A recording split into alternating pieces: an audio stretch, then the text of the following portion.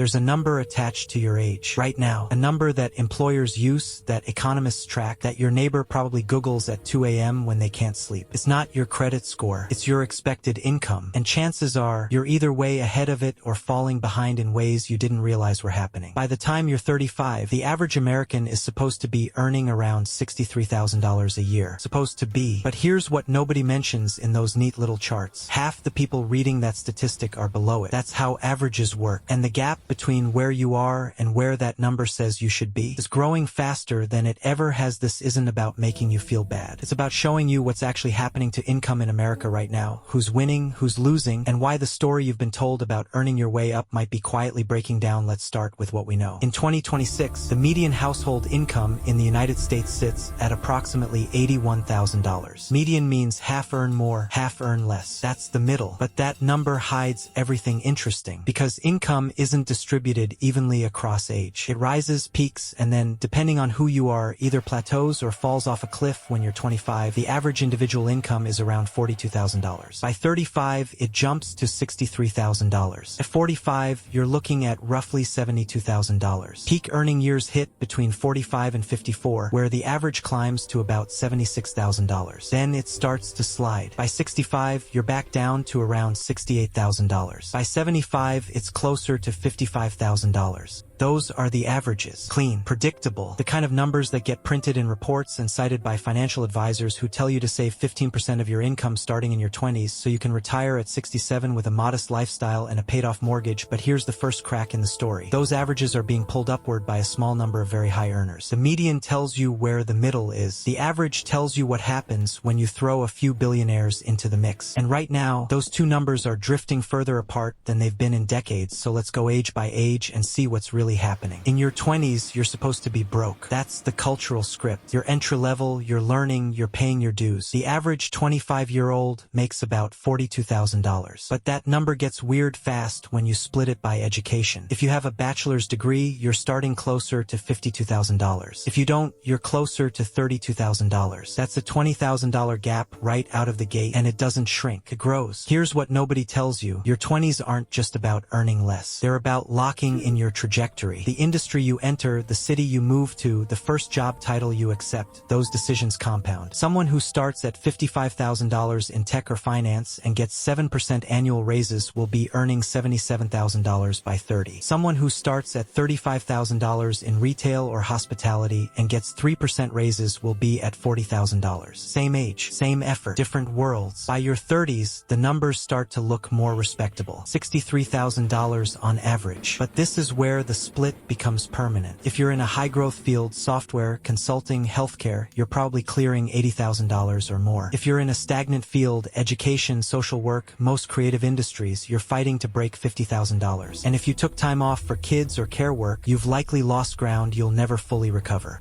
Here's the uncomfortable part. Income growth in your 30s isn't about working harder. It's about leverage. It's about whether your job has a path to management, whether your industry is expanding, whether you have the flexibility to job hop for raises. The people who earn the most in their 30s aren't necessarily the smartest or the hardest working. They're the ones who started with the right scaffolding. Your 40s are supposed to be your peak, and for some people, they are. The average 45-year-old earns about $72,000. But averages lie. If you're a doctor or a senior engineer or a VP at a mid-sized company, you're probably making $150,000 or more. If you're a teacher or a nurse or a middle manager at a corporation that stopped promoting internally, you're probably stuck around $60,000. Same age bracket, wildly different realities. And here's where it gets darker. Your 40s are also when a lot of people realize they're trapped. You've got a mortgage, kids in school, aging parents who might need help. You can't easily switch careers. You can't take a pay cut to chase a passion. You're earning more than you ever have, but it doesn't feel like enough because your expenses have grown faster than your income. You're not poor, but you're not winning either. By your 50s, something strange happens. The average income peaks around $76,000, then starts to drift downward. Some of that is voluntary, people scaling back hours, moving to less stressful roles. But a lot of it isn't. Age discrimination is illegal but very real. Companies don't want to pay for experience when they can hire someone younger for half the price. Layoffs hit older workers harder, and they stay unemployed longer. If you lose your job at 55, 35, your next job will almost certainly pay less.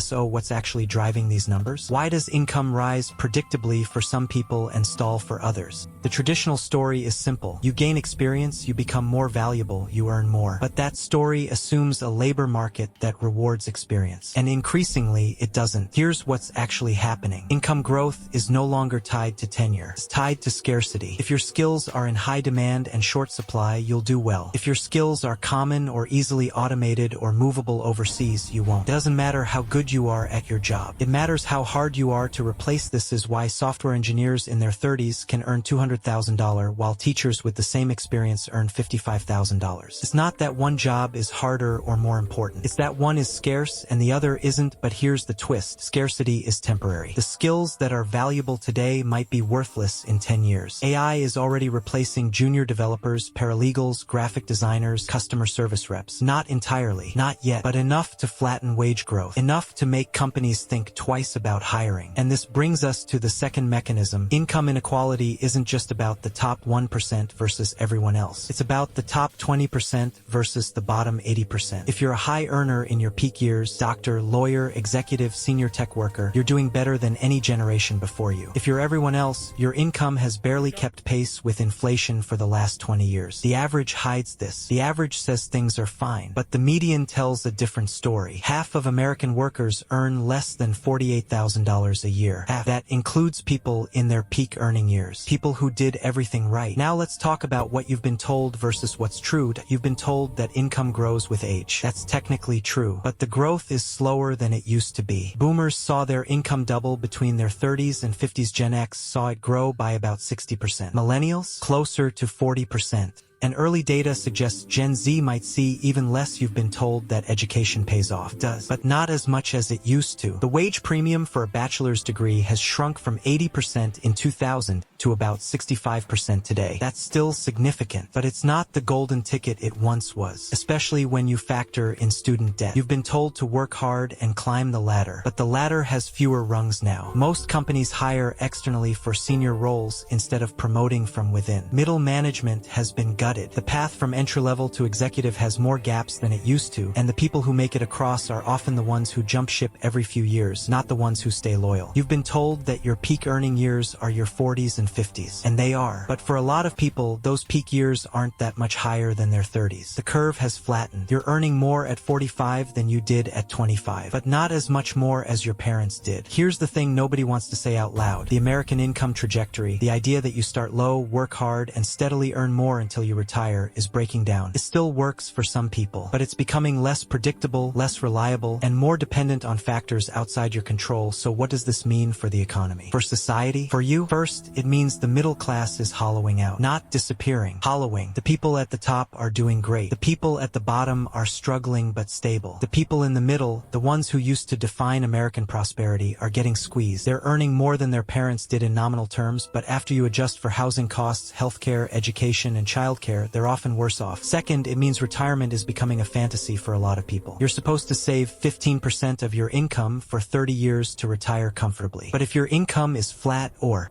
barely growing, and your expenses are rising faster than inflation, where's that 15% supposed to come from? Most Americans under 50 have less than $50,000 saved for retirement. That's not because they're irresponsible. It's because the math doesn't work anymore. Third, it means geographic inequality is accelerating. If you live in a city with a thriving industry, tech in San Francisco, finance in New York, oil in Houston, you can still climb. If you live in a region that's been economically stagnant for 20 years, you're stuck. The gap between high-income and low-income areas is wider than it's been since the Great Depression. And fourth, it means the next generation is starting from behind. Gen Z is entering the workforce with more debt, higher housing costs, and weaker wage growth than any generation before them. The average 25-year-old in 2026 earns slightly more than the average 25-year-old in 2006. But adjusted for inflation, they're earning less. And they're inheriting an economy where stability is rare and upward mobility is a lottery. So where do you stand? If you're above the average average for your age, you're winning. But you're also probably aware of how fragile that position is. One bad quarter, one corporate restructuring, one shift in the market, and you could be back where you started. If you're below the average, you're not failing. You're experiencing what most people are experiencing. Wages that don't quite keep up. Raises that don't quite cover cost of living increases. A sense that you're working harder than your parents did for less security, and if you're right at the average, well, you're in the middle of a distribution that's splitting apart. The question isn't whether you're doing okay today. It's whether the forces pushing income upward for some people and downward for others will leave you on the winning side or the losing side 10 years from now. Here's what we know for sure. Income by age isn't destiny. It's a snapshot, and snapshots don't show momentum. They don't show who's rising and who's falling. They don't show what happens when the system that produced those averages starts to crack. The number attached to your age is not a target. It's a measuring stick in a game where the rules keep changing. And the smartest thing you can do is stop comparing yourself to an average and start asking what's actually driving the number you see in your bank account.